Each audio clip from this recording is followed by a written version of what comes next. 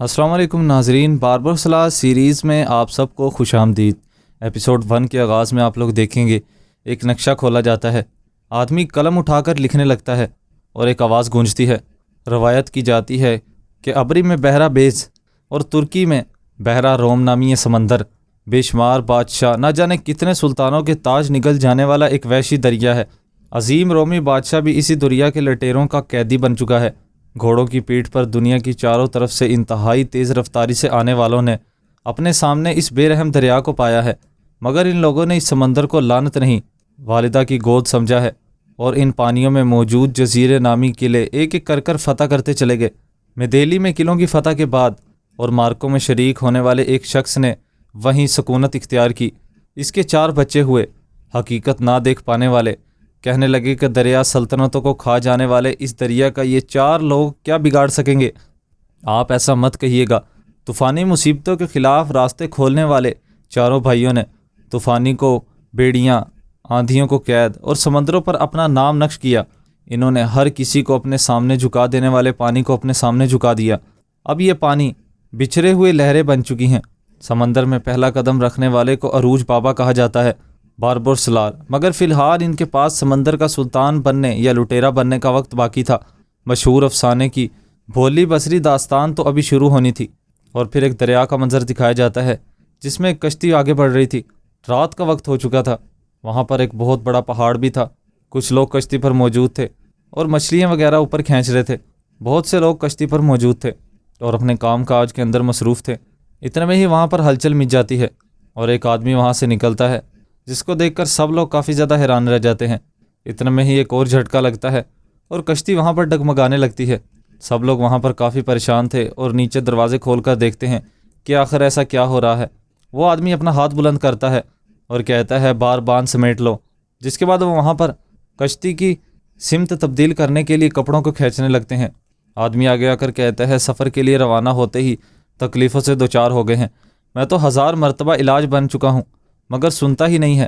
ہم نے اشارے پر لبیک کہا ہے اور اب اپنی ذمہ داری میں موجود جہاز کا رخ سمت میں رکھنا کہ ہمارے لیے ضروری ہے۔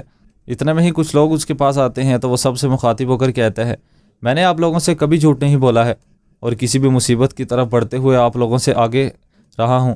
آپ بھی سب کچھ واضح طور پر بتا دینا چاہتا ہوں۔ پانی پتلا ہے مگر گندلا ہے۔ ہمارا کام اور جہاز بھاری ہے۔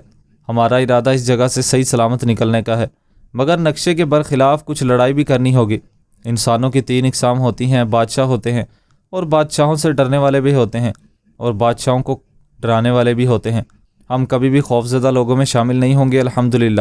سپاہیوں، آج ہمارے سامنے لٹیرے آئے یا بادشاہ، ان کو خوفزدہ کرنے کا عہد کر چکا ہوں۔ ہمارا عہد ہمارا نصیب بنے گا، ہمارا عہد ہمارا نصیب بنے گا، ہماری جانیں آپ کے اشارے پر قربان۔ سب لوگ وہاں پر یہ نعرے لگانے لگتے ہیں۔ یہ ان سب کا سردار تھا۔ ادھر بلند مقام پر بھی کچھ لوگ کھڑے سب کچھ دیکھ رہے تھے۔ وہ آدمی سامنے جا کر دیکھتا ہے تو سامنے ایک بہت بڑی چٹان تھی۔ سب لوگ اس کو دیکھ رہے تھے کہ وہ کیا کر رہا ہے، مگر وہ بلند مقام پر کھڑا سیٹی بجا رہا تھا۔ پیچھے سے ایک آدمی بولتا ہے ہماری ابتدا اللہ کے نام سے ہے۔